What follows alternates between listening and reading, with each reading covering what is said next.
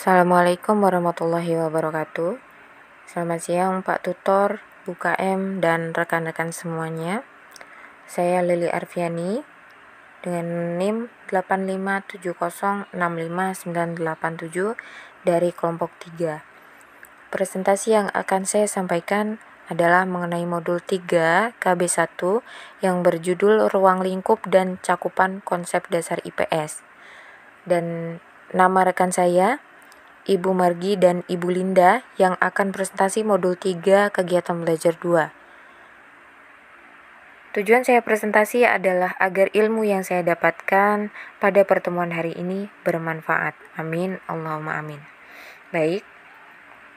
Poin pertama yang akan saya sampaikan adalah mengenai pengertian dari ruang lingkup dan cakupan konsep dasar IPS. Pengertian dari ilmu pengetahuan sosial dan ilmu sosial. Ilmu pengetahuan sosial biasa disingkat dengan IPS atau bisa disebut dengan Social Studies, adalah ilmu yang berkaitan dengan lingkungan sosial. IPS itu adalah cabang ilmu pengetahuan yang dapat mempelajari pola tingkah laku manusia sebagai anggota dalam masyarakat. Nah, sedangkan ilmu sosial atau social sciences,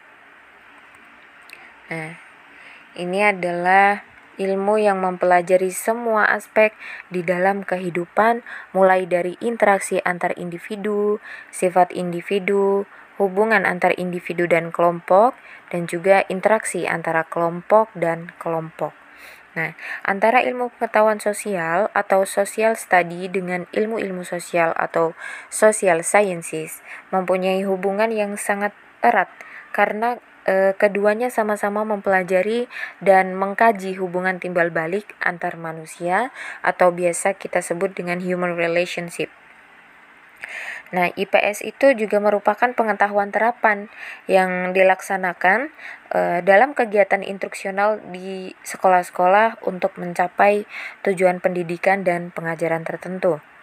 Sebagai contoh, untuk mengembangkan kepekaan peserta didik terhadap kehidupan sosial di sekitarnya. Nah, selanjutnya, bagaimana sih persamaan dan perbedaan antara ilmu sosial dengan ilmu pengetahuan sosial?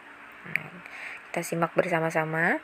Di situ sudah ada keterkaitan dan perbedaan, ya. Kita bahas persamaannya dulu, kemudian nanti perbedaannya. Baik.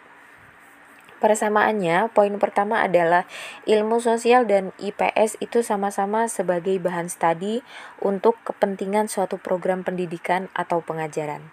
Nah, poin kedua, ilmu sosial dan IPS itu tidak berada dalam suatu disiplin ilmu yang dapat berdiri sendiri karena saling ketergantungan. Poin ketiga, ilmu sosial dan IPS itu memiliki materi yang terdiri dari fakta sosial serta masalah sosial. Nah, itu adalah beberapa persamaannya.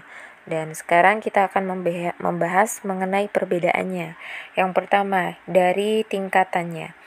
Kalau IPS itu biasanya diberikan di pendidikan dasar sampai dengan perguruan tinggi. Kalau ilmu sosial biasanya diberikan di perguruan tinggi. Alasannya apa? Karena cakupannya sangat luas dan abstrak. Dan poin kedua, dari batasan dan ukuran. Kalau IPS itu cakupannya sempit dan ilmu sosial itu cakupannya sangat luas.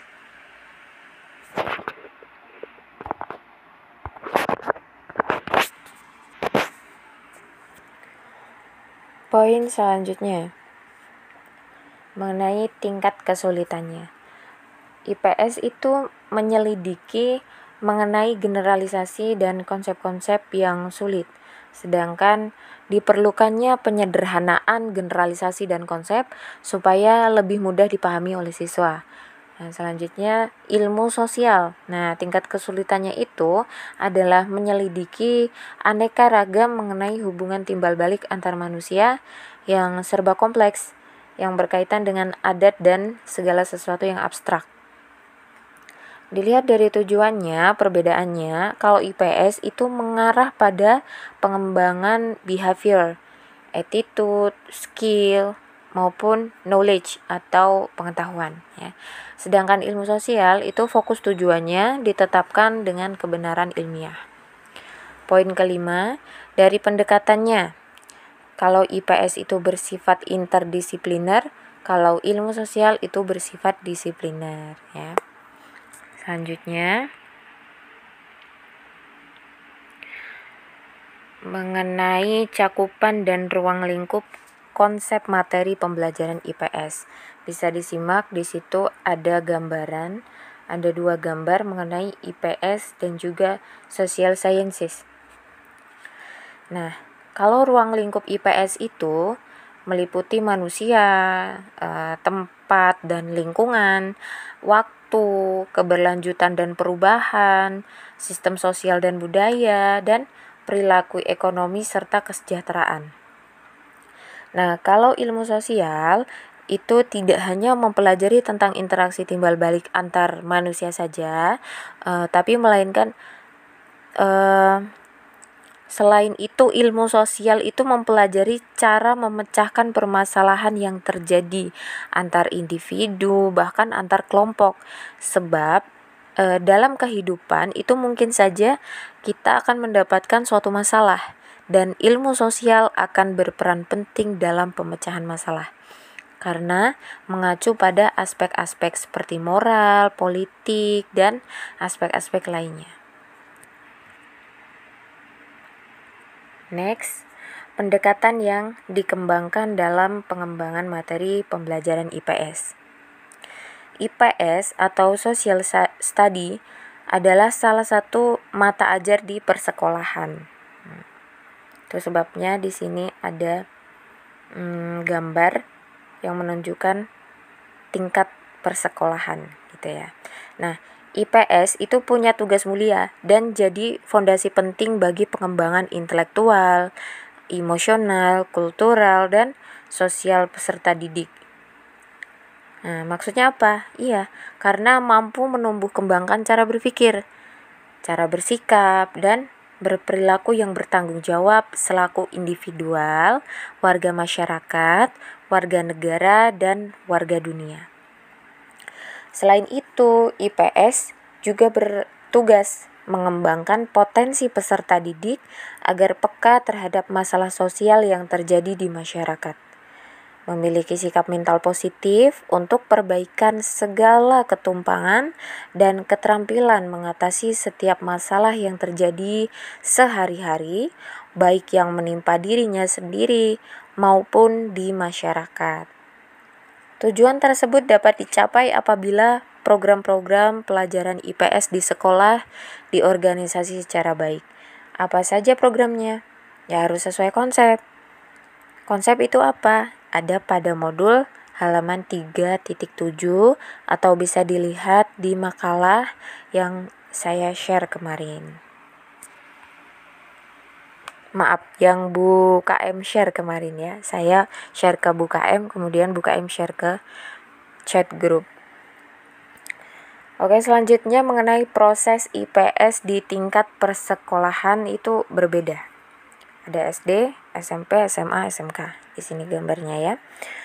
Nah, kenapa sih proses pembelajaran IPS di tingkat persekolahan itu beda? Ya, alasannya sih biasanya karena perbedaan silabus ya. Perbedaan silabus, perbedaan kurikulum, indikator, sama materi. Karena di setiap sekolah, itu terutama di Indonesia, tidak semua menggunakan silabus. Tidak semua menggunakan kurikulum, indikator, dan materi yang ada.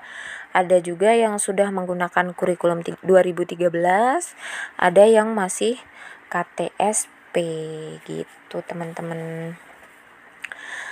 Sekian presentasi dari saya mengenai ruang lingkup cakupan konsep dasar IPS pada modul 3 kegiatan belajar 1 ini. Semoga mudah dipahami dan bisa dimengerti. Untuk sesi tanya jawab, kita sharing japri aja ya, dikarenakan durasi gitu ya.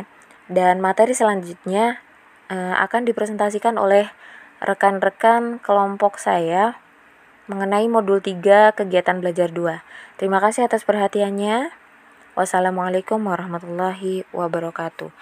Kurang lebihnya mohon maaf dan terima kasih.